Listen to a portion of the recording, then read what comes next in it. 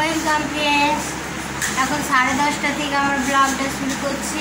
এই যে কাজ হয়ে গেছে, ঘর মোছা হয়ে গেছে, এই যে এখনো ঘুমাচ্ছে, এখনো ঘুমাচ্ছে যে উঠে গেছে আর এটা এখনো পরে ঘুমাচ্ছে। 10:30 বেজে ওঠে পর, চল ব্রাশ করবি, চলো ব্রাশ করবি, চল ব্রাশ করবি একটু পরে, আবার এখনো বলছি একটু পরে ব্রাশ করবি, এখনো ব্রাশ করবি। ঘরটা মুছে নিয়েছি, সকালে উঠেই ঘর মুছে নিয়েছি। কালকে এসেছি এখানে নার্সিংহোমে, বাড়িতে মোছা হয়নি, দেরি হয়ে গেছিলো। আজকে এই যে মুছছি, বাইরে আবার বৃষ্টি পড়ছে, বৃষ্টি হয়ে গেছে, একটু বৃষ্টি হয়ে গেল।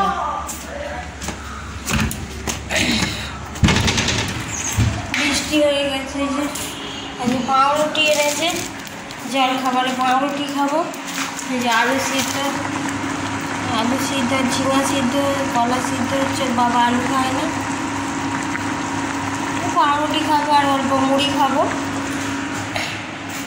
বাসন সকালেই ধুয়ে নিয়েছি। সকালে উঠে আগে বাসন ধুয়ে তারপরে কাপড় চেঞ্জ করলাম, কাপড় চেঞ্জ করিনি, ঘর মুছে নিয়েছি। নিয়ে তারপর ব্রাশ টাশ করে নিয়ে তারপরে এই যে এক গাদা কাপড়, ওই দিকটা এত নোংরা দেখাচ্ছে, এই সাইডটা, ওই সাইডটা এত নোংরা আছে, কি বলবে, এত নোংরা। কাপড় মেলতে গেলেই কাকে পায়খানা করে দিচ্ছে, আর এত কাপড় জমে গেছে, বিরক্ত। কোথায় যে ধুবো? একটা রশি নিয়ে এসছে, এই যে রশিটা নিয়ে এসছে, এখানে ধার দিয়ে দেখি মাছিদের দিয়ে পরিষ্কার করাবো, দেয়ালটা দিয়ে তারপরে এত কাপড় কোথায় মেলবো। এই যে মাছ এনেছে আজকে, ওই কাঁচকলা দিয়ে বা ঝিঙা দিয়ে পাতলা করে একদম ঝোল করবো, পাতলা করে ঝোল করবো।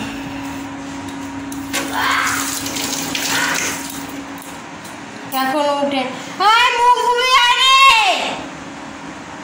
চলে আয়। নিমকি নিয়ে এসেছিলাম, নাড়ু নিয়ে এসেছি।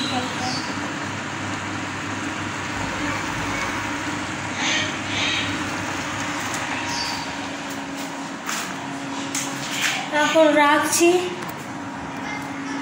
রাখছি, আবার স্নান করে আবার কথা বলবো। এখন কাজ আছে, এখন রাখছি।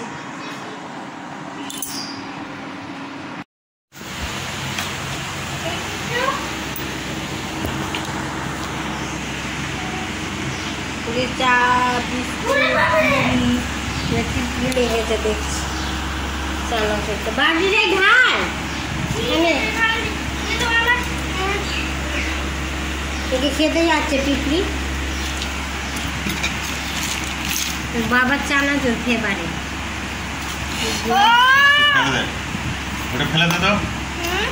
বাইরে ফেলে দে না, পিঁপড়ি চলে যাবে।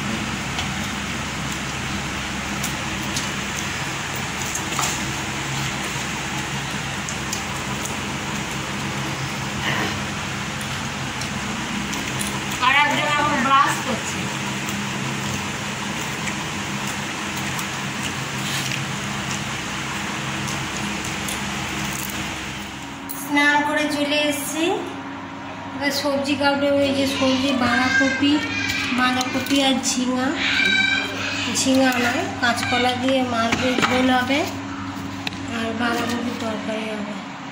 চলো সবজিগুলো কেটে নিই।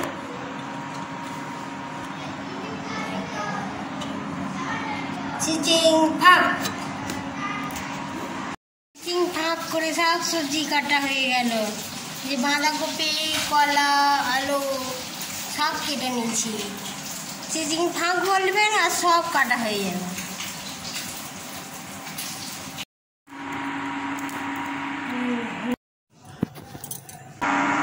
কড়াই বসিয়ে দিয়েছি, তেল দিয়ে দিচ্ছি।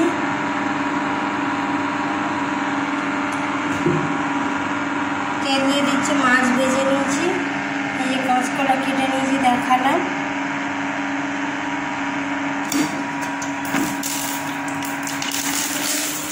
জিরাটা বেটে নিয়েছি, যে জিরা বাটা হয়ে গেছে।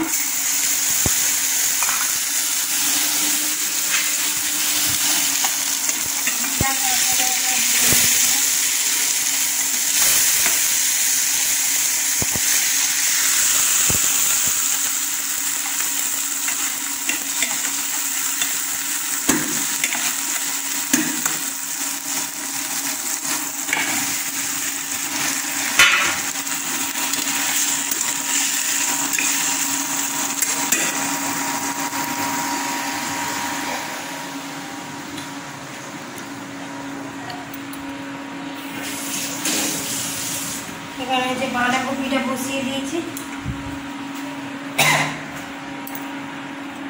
আচ্ছা, হলুদ দিয়ে দিই, হলুদ হচ্ছে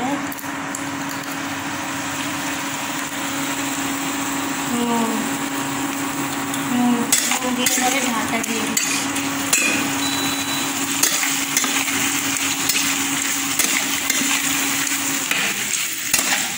লাইন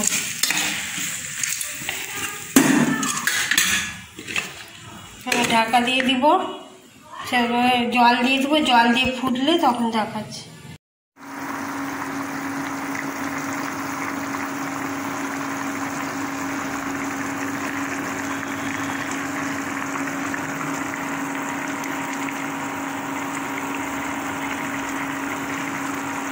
জল ফুটে গেছে, ঢাকা দিয়ে দিয়েছিলাম, জল দিয়ে ঢাকা দিয়ে দিয়েছিলাম, জল ফুটে গেছে। এবার মাছগুলো দিয়ে দেবো। এই যে মাছ ভাজা ছিল,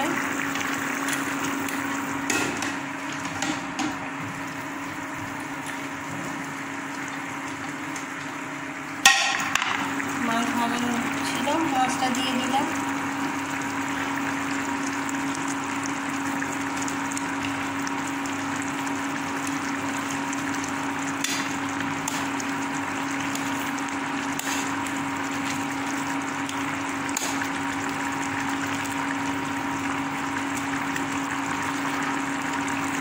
দিয়ে দিলাম, এই যে ফুটছে।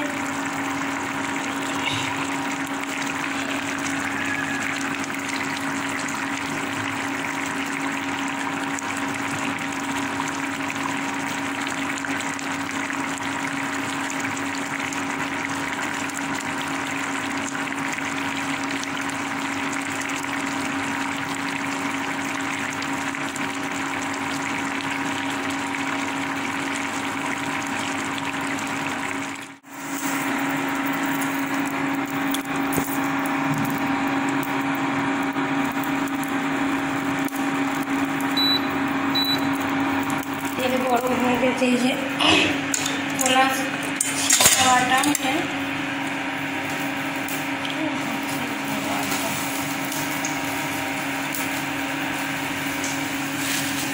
কলার চোকা ছিলকা, চোকা বলে, কেউ ছিলকা বলে, খোসা বলে, খোসা, রসুন আর কাঁচা লঙ্কা সিদ্ধ করে নিয়েছিলাম। কলার খোসাটা ওটা বেটে রেখেছি। কালো জিরা দিয়ে দিয়েছি।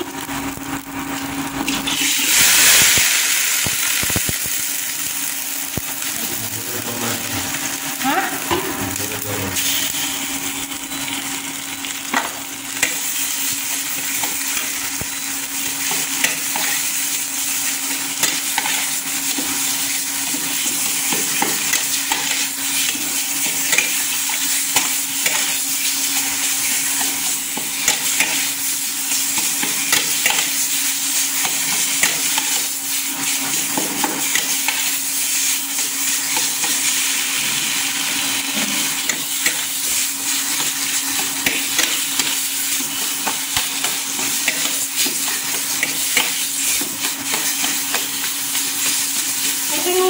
তুলছে।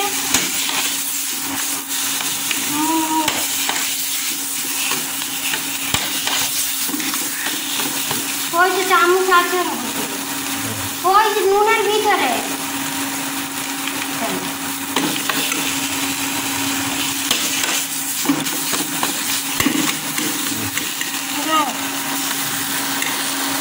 সবটা দিয়ে দাও। ঠিক আছে।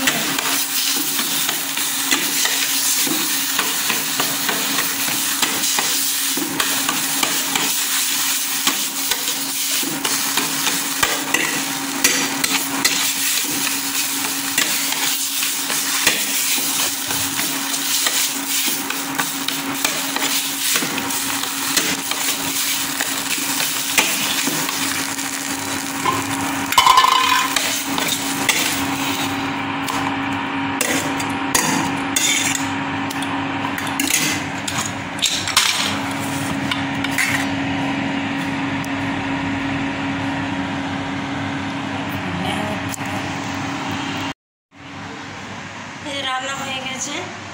যে বাঁধাকপি, যে বাঁধাকপির তরকারি, কলা দিয়ে মাছ দিয়ে জিরে বাটা দিয়ে ঝোল, আর এই যে কাঁচকলার চোপা বাটা রাখছি। পরে আবার একটু পরে কথা বলছি, রাখছে পরে কথা বলছি। বৃষ্টি আসছে আবার বাইরে, কাপড় জামাগুলো নিয়ে আসছে। রান্না করে এবার রান্না করতে পেরে গেছি। আবার রোদ দিয়েছে, এখনই বৃষ্টি আসছে না, এখনই আকাশটা কালো করে এসছে। কি করছে দেখি, কি করছে দেখি। দিদি একটুকু পাচ্ছেই না, একটুকু পাচ্ছে না, দিদি একটু পাচ্ছে।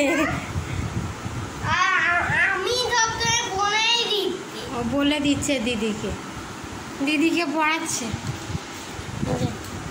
বাবু মাস্টার নিজের পড়াটা করে না, নিজের পড়াটা করবে না, নিজের পড়াটা করবে না।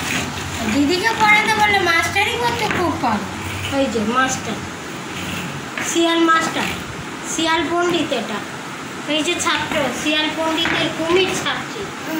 এটা কুমির। আমি কুমির নয়, বলছে কুমির নয়, আমি কুমির নয়, ও কুমির নয় না, এই যে কুমির, আমি কুমির নয়। শিয়াল পণ্ডিত। এই যে শিয়াল পণ্ডিত বসে আছে,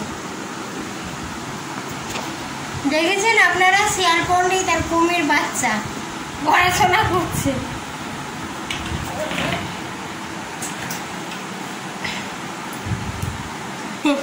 রোকে রাখলে মানে বসিয়ে রাখছে। দেখিয়ে দেখা শোনা, সবাই বাথরুমে ঘুষায়, বাথরুমে স্নান করতে ঢুকেছে, পেশেন্ট এসছে। রাতের বেলা কি অবস্থা বাপরে, এখানে থাকা মানে খুবই বিপদ। পেশেন্ট পার্টি চলে আসছে ঘরের মধ্যে, কেমন করে বলছে বেরিয়ে আসুন।